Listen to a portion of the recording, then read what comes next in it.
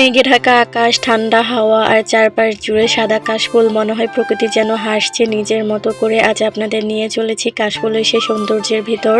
So hello everyone, আসসালামু আলাইকুম, welcome back to my channel. Welcome করছি আমার নতুন একটা ভিডিওতে। আশা করছি আপনারা সবাই অনেক বেশি ভালো আছেন। আলহামদুলিল্লাহ, আমিও ভালো আছি।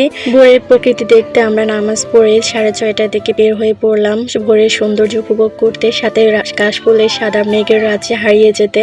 চারদিকে মেঘলা আকাশ আর চারপাশে হচ্ছে কাশফুলের সৌন্দর্য। এ যেন এক স্বপ্নের দিন। তো সেই স্বপ্নের রাজ্যে আপনাদেরকে ঘুরিয়ে আনতে চলে যাচ্ছি আমরা হাঁটি হাঁটি পা করে। আমি, আমার বড় মেয়ে, আমার ভাগিনী আর আমার ননদ ইউটিউব ব্লগার। দুজনেই হচ্ছে ইউটিউবার, ছোটোখাটো একটা পেজ ইউটিউবার। তো ইউটিউবের যাত্রায় আমরা দুজনে হচ্ছে নেমেছি। জানি না কে সফল হতে পারবো কি না।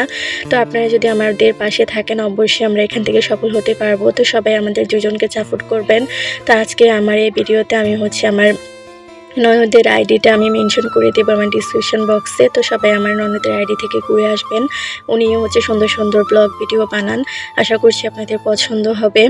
তো শুরুতে হচ্ছে আমরা কাশফুলে যাওয়ার আগে আমার মেয়েদেরকে নিয়ে আমাদের হচ্ছে সেনবাগ উপজেলা একটা ছোট্টখাটো শিশু পার্ক আছে। পার্ক বলতে এখানে হচ্ছে বাচ্চাদের জন্য একটা এই যে স্লিপারগুলো আর হচ্ছে একটা খেলনা আর একটা দোলনা আছে। তো আমার মেয়েকে হচ্ছে যেহেতু নিয়ে গিয়েছিলাম, তার জন্য মেয়েকে নিয়ে হচ্ছে পার্কটাতে আসলাম। পার্কে ছোটোখাটো একটা আর কি জায়গা। এখানে হচ্ছে আগে আসতে দেয় না, সেনাবাহিনী আছে এর মধ্যে হচ্ছে আপনার টিউনোর বাসা, তার জন্য এই জায়গায় আসতে পারলাম না। অনেকবার চেষ্টা করেছি এখানে আসার, কিন্তু আসতে পারিনি। তো আজকে যেহেতু আসতে পারলাম, তার জন্য একটু ভিডিও করে নিলাম। তো দোলনায় বসে আমি আর আমার ভাগ্নি হচ্ছে দোল খাচ্ছিলাম। তো আমি ভয়েস দিয়েছিলাম, এদিকে আমার ভাগ্নি হচ্ছে কথা বলতেছিল, সবগুলো কথা উঠে যাচ্ছে। তো সবাই হচ্ছে একটু কষ্ট করে দেখে নেবেন। যখনই হচ্ছে ভয়েস দিতে আসি সবার হচ্ছে কথা বলতে হবে। তো এরপর হচ্ছে আমি আমার ননদকে বললাম যে আমাকে এভাবে একটা ভিডিও করে দিন। এরপর হচ্ছে আমি একলাই দোল খাচ্ছি, আমার ননদ হচ্ছে আমাকে ভিডিও করে দিয়েছে। তো আমার কাছে ভোরবেলা হাঁটতে গেলে এত বেশি ভালো লাগে, কি বলবো। পরিবেশটা এত বেশি সুন্দর আর চারপাশে শীতল হাওয়া, মন প্রাণ সব কিছু জুড়িয়ে যায়। তো এদিকে হচ্ছে আমার হাজব্যান্ডের জন্য আমি হচ্ছে মেহেদি পাতা নিচ্ছি। ওর পায়ে একটু সমস্যা, দাঁত চুলকানি, অ্যালার্জির জন্য হচ্ছে মেহেদি পাতাটা অনেক বেশি উপকারী করে।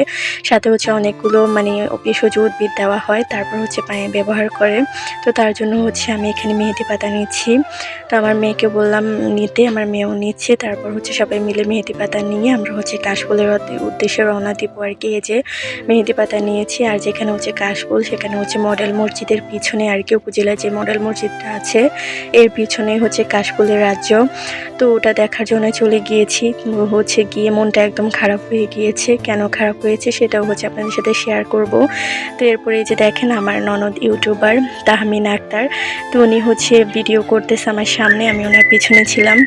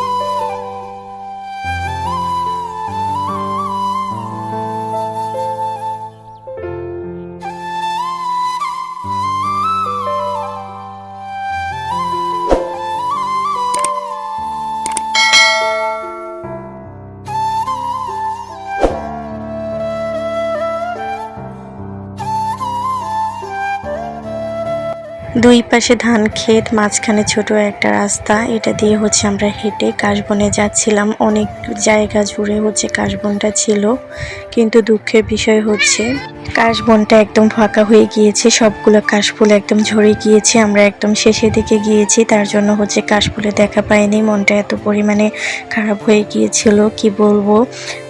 এত বেশি কাশফুল ছিল, কিন্তু আমরা গিয়ে হচ্ছে কাশফুলের ছিটেফোঁটাও পাইনি। অল্প কিছুটা হচ্ছে কাশফুল ছিল, একদম শুকনো।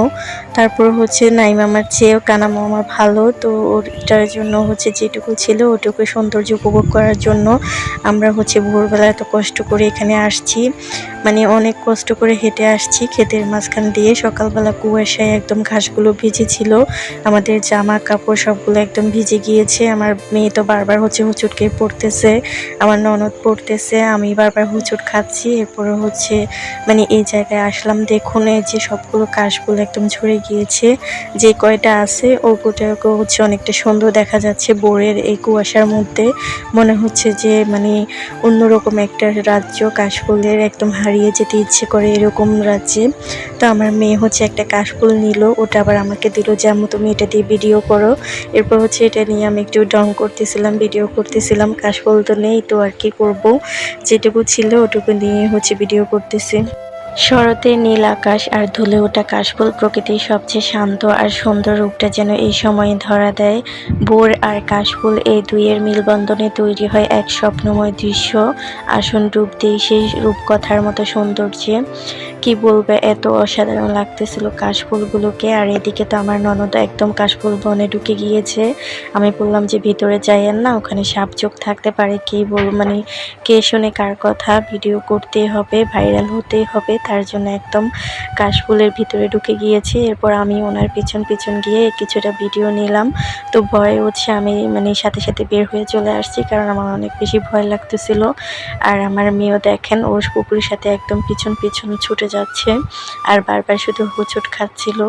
তো কি করব, মেয়েকে নিয়ে গিয়ে আমার ভাগ্নিকে নিয়ে গিয়ে একদম নাজেহাল অবস্থায়, এত পরিমাণ মেজাজটা গরম হয়েছিল ওদের উপর, কারণ ওরা একদমই হাঁটতেছে না, মানে এত পরিমাণ প্যারা লাগতেছিল। আজকে আমার এই কাশফুলের ভিডিওটা আপনাদের কাছে কেমন লেগেছে অবশ্যই কমেন্ট করে জানাবেন। আর যদি ভালো লেগে থাকে প্লিজ আমার চ্যানেলের সাথে থাকবেন। এইরকম নতুন নতুন ভিডিও পেতে নতুন বন্ধুরা পাশে থাকা বেল বাটনটা অন করে দিবে, যাতে ভিডিও আপলোডের সাথে সাথে তোমরা নোটিফিকেশনটা পেয়ে যাও। মানে এত মনোমুগ্ধকর একটা জায়গা, কি বলবো, সাথে আকাশটা দেখেন কি সুন্দর লাগতেছিল, মানে মন প্রাণ সব জুড়িয়ে যায়। এইদিকে ভোরের সৌন্দর্য, এইদিকে কাশফুলের সৌন্দর্য। আমরা যদি কিছুদিন আগে আসতাম তাহলে এর আসল সৌন্দর্যটা উপভোগ করতে পারতাম। তো যাই হোক, মানে যেটুকু ছিল ওইটুকু আলহামদুলিল্লাহ অনেক বেশি এনজয় করেছি, অনেক ভালো লেগেছে। তারপর আমার মেয়েদেরকে নিয়ে বাড়ির দিকে চলে আসলাম। তো আজকে আমার এই ভিডিওটা এই পর্যন্তই। সবাই ভালো থাকবেন, সুস্থ থাকবেন, আল্লাহ হাফেজ।